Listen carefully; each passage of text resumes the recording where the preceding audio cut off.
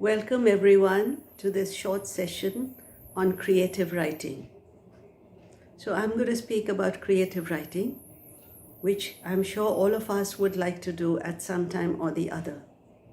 Actually, inside all of us, there is a creative writer that's hidden. And sometimes, if you're lucky, you can untrap, you can release that creative writer, and you can do a lot of things that give you a lot of satisfaction. You can write stories, you can write poems, plays, or whatever. So this is going to be a brief talk on creative writing, as I said. And let me introduce myself first. My name is Manju Jatka, and I've been teaching for the last, donkey's years. To be precise, about 46 years. That's as long as I've been teaching. I started in MCMDAV College, and then I moved on to Punjab University, and from there I retired recently, and now I'm teaching at Shulini University in Solan. It is in the Kasoli Hills, and I'm happy to be there. So I am also a creative writer, and along with my academic publications, you know that as teachers we have to publish a lot of academic stuff. We have to publish research papers, reviews, and so on. But along with that, I've been doing some creative writing. And my publications in creative writing include 3 novels, 2 collections of poems, and 1 play, and a little bit more here and there. Apart from that, I have academic publications, which are, quite a lot. You know, if you've been plodding along for about 46 years, you do manage to accumulate a lot of numbers. Right. So we are going to talk about creative writing, and let me begin with the why and what of creative writing. Why do we need to write? Why do we need to write? Now, we need to write in order to express what we feel, in order to communicate with others. Right? So, man is a social animal. And man, when I say man, I mean men and women. I'm sure I have more women in the audience. So, we are all social animals, and we like to live together in peace and harmony. And no man is an island. So, we like to share our ideas. We like to express what we feel. And that is why we like to speak and we like to write. Next question. What do we need in order to be a good writer? So what do we need? In the first place, we need a lot of imagination. We need a lot of imagination if you want to cook up stories, if you want to hold somebody else's imagination. You need to be imaginative. Next, you need to have practice. You know, you can be born with a strong imagination, you can be born with a lot of intelligence, but unless you have practice, you will not be able to be a creative writer. So you need to have a lot of practice. Next, you need time and space. Time and space. If you've read Virginia Woolf, and I'm sure some of you must have read Virginia Woolf's long essay, A Room of One's Own. She says that a woman writer, and actually all writers, a woman writer needs a room of her own if she wants to be a creative writer, if she wants to write. So you need time and space. It is very difficult to write in a crowd when there's a lot of noise going on around you. Yes, you can get inspiration from that. You can get ideas from the crowds around you. But when you want to write, you need to have peace and quiet around you, and you need to allow your thoughts to come to the surface. If you remember what Wordsworth said in Daffodils, you know, he sees those daffodils and they fill him with a lot of happiness and delight. A poet could not but be gay in such a jocund company. But then what happens? Many years later, he says, when he thinks back of those daffodils, then Then my heart with pleasure fills and dances with the daffodils. So you can have inspiration coming to you from a certain event or a scene many years later. But when you are in a vacant or pensive mood, as Wordsworth says, oft when on my couch I lie, in vacant or in pensive mood, they flash upon that inward eye, which is the bliss of solitude. And then my heart with pleasure fills and dances with the daffodils. So you need time and space. What else do you need? Let's see, what else do you need? Any guesses? You need to read and write a lot, and you need a very good vocabulary. How are you going to be a writer if you don't have a good vocabulary? So you need a good vocabulary. And how do you build your vocabulary? You build your vocabulary by reading, reading, and reading. So you start the practice of reading when you're very young, and it should continue. It should continue throughout your life. Read as much as you can so that you imbibe the ideas that are floating around in the world, so that you get familiar with the kind of words that are used, the vocabulary that you require. Okay, so you need to read, you need to write, you need to practice, and you need a very good vocabulary. Right. Now, writing is a reflection of one's personality. I repeat, writing is a reflection of one's personality. No matter how much you hear about the so-called impersonality of a poet. Remember what T.S. Eliot said? The impersonality theory. So no matter how much you hear about the impersonality of a writer, still your personality emerges through your writings. And then it is up to you. How much of yourself do you want to reveal? And how much of yourself do you want to conceal? So even if you're trying to conceal yourself, something or the other, the choice of words, the choice of themes or whatever, something or the other of your personality will creep into your work. Okay? So it's entirely up to you. You want to write an autobiography, nobody's going to stop you. Write an autobiography by all means. And that would be very, very subjective. And that would reveal your personality. But then it would reveal your personality just the way you want it to be revealed.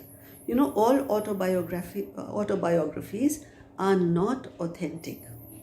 Why? Because when you want to write an autobiography, you only present the face that you want the world to see. If you remember Prufrock, there will be time to prepare a face to meet the faces that you meet. So when we interact with the world, we are always preparing to meet the world on our terms. So we prepare a face to meet the faces that we meet. Autobiographies, therefore, are never very authentic. In the same way, biographies, which are commissioned biographies, you can be sure that there is a lot of, bullshit in them. Why? Because, the person who wants his biography written wants to project himself as a hero. So naturally, he's not going to put in any of his unheroic deeds. Anyway, let's move on. And what else do you require? Let's come to the next question. We've done why, we've done what, and now we come to how. How? In the first place, you need to be very observant. Observe people. Observe situations. Observe how people react, how they talk, how they interact with each other. Observe their actions. Observe their eccentricities. You know, we are all human beings. We all have our flaws. And so we have our eccentricities too.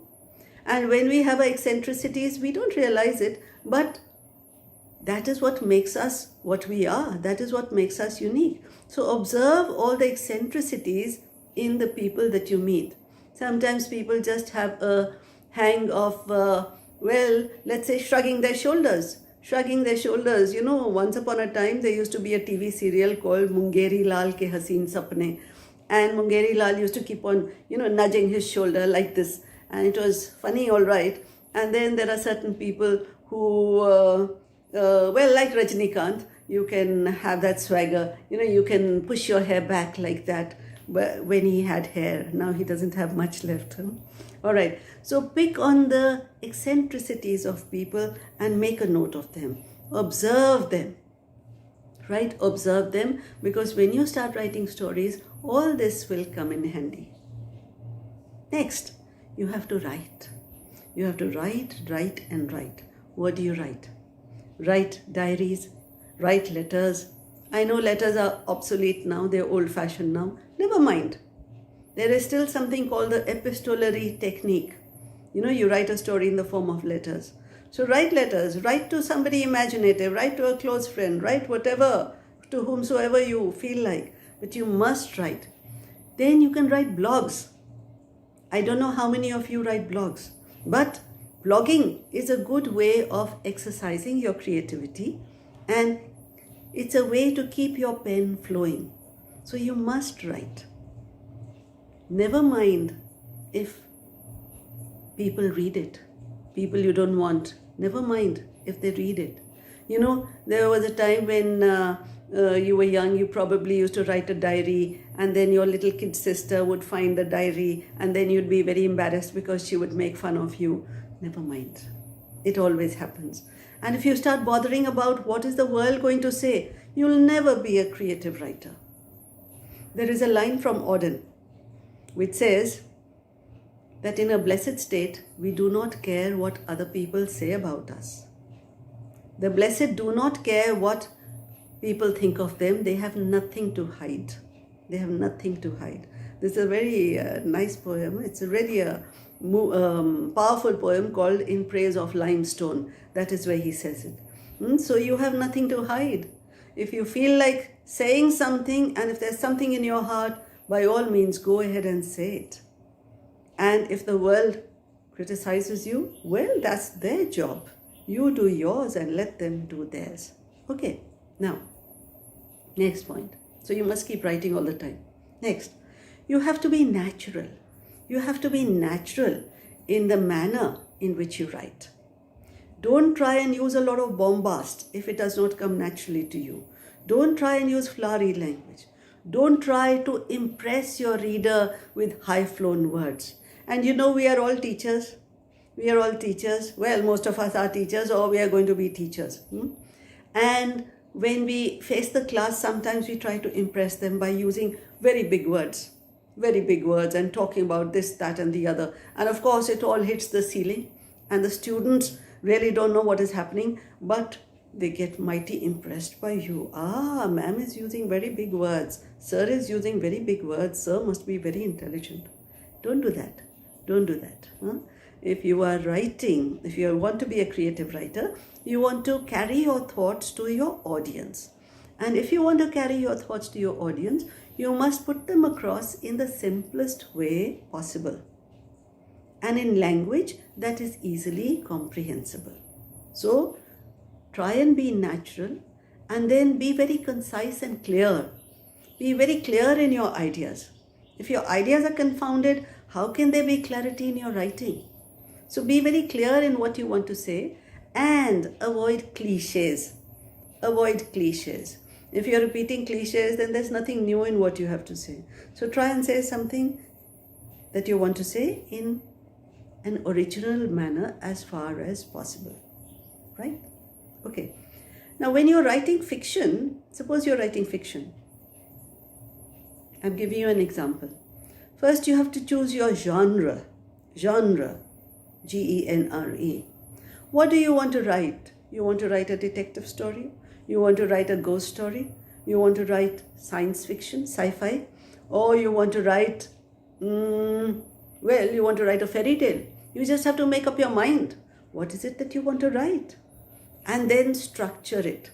Structure it. Give it a beginning, give it a middle, and give it an end. So, you structure it. This is how I'm going to begin my story. These are the events I'm going to put in, and this is how it is going to end.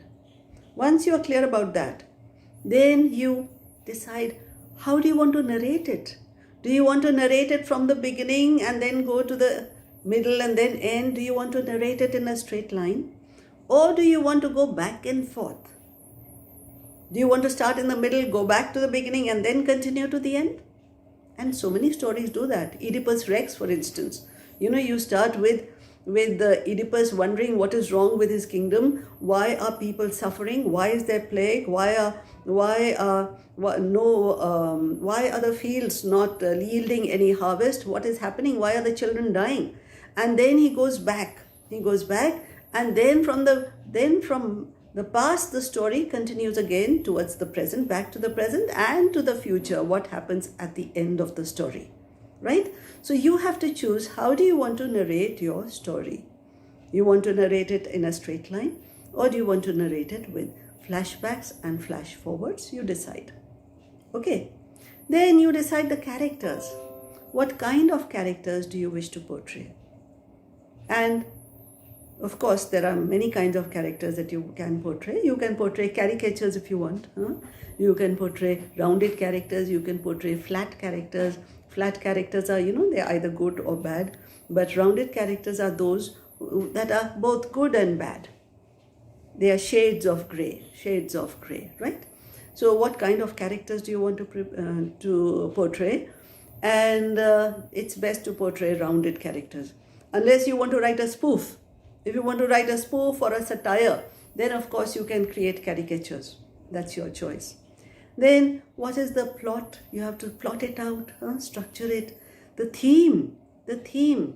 And then there has to be some kind of a conflict in your story. There has to be some conflict in your story, because without any conflict, a story will not really have that power that it is supposed to have. So there has to be some kind of a conflict in your story, and a climax, a point of view. Whose point of view are you presenting? Are you presenting the point of view of the main protagonist, or of a side character, marginalized character, or of the villain, or of an omniscient narrator? All these things you have to keep in mind. What is the point of view that you wish to present? If you're writing in the first person, are you writing about yourself? Or if you're writing about yourself, sure, it becomes easy. If you're writing about another person in the first person, then you have to get into that person's mind and then see the world through his or her eyes. So choose your perspective. Then there should be a lot of dialogue. Without dialogue, the story, there's something missing in a story. If you remember Alice in Wonderland, Alice's sister is reading under the tree and Alice is looking into a book. And she says, what kind of a book is this? There are no dialogues, there are no pictures. So dialogues and pictures always make a story more interesting. So put in your dialogues.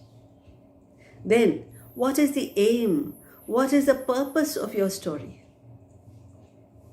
Whenever you tell a story, it's good to have an underlying purpose behind it. You remember the Panchtantra and all those stories that were told in the Panchtantra? All of them ended with a moral. Now, I'm not saying that you should moralize through your stories. Don't moralize through your stories. But it's good if you have some kind of a positive message being passed through your stories. What is the point of your story? Why are you telling this story? Right? So think of the purpose, the aim, and also the target audience. All right. So I have been talking to you about fiction today, and maybe another time I'll talk to you about how to write poetry and other forms of literature. Thank you very much. Try your hand at writing, and I wish you the best of luck. Bye.